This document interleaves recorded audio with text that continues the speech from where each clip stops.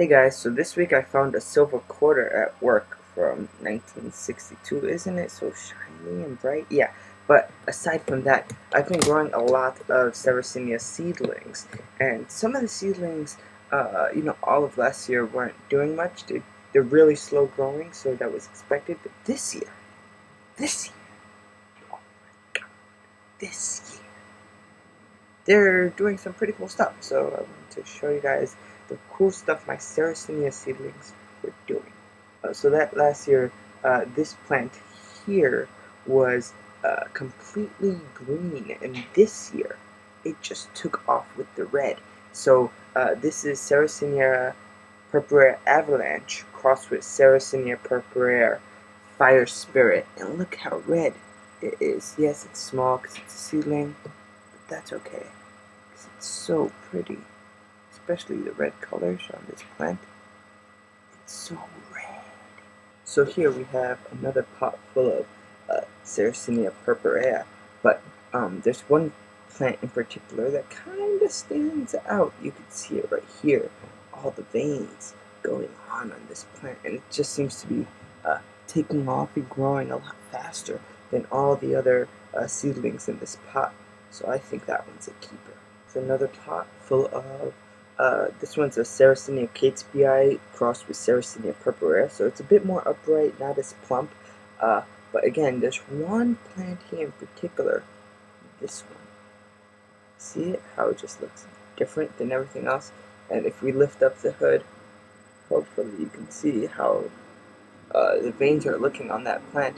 And most of the leaves are like that. It just looks weird and beautiful and different. And I really like that about this plant. So for the Sarracenia purpurea avalanche fire spirit, I had a lot of seedlings of the same plant, and a lot of them are turning out to be nice and redly colored. So I really like that. So just from this pot in general, there's a few that aren't as red, like these over here, but these up here are like all red, and this one, I mean, that red there is just like really dark, and I am actually really liking this cross. I'm really happy that I was able to purchase this cross because it's one of, I think, the best crosses of Sarracenia that I've ever seen seedling wise. Like what these guys are doing are really awesome. Let's move away from the Sarracenia purpureas because that seems to be all I'm showing you, and move to some Sarracenias that I don't know the heritage of. So on my farm, sometimes people have Sarracenia that were pollinated, and they didn't do the pollination themselves, and because they have huge collections, they don't know what the heritage is of the seedling. So they say the Sarracenia is OP, open pollinated. So here are some open pollinated seedlings. Here's the first one.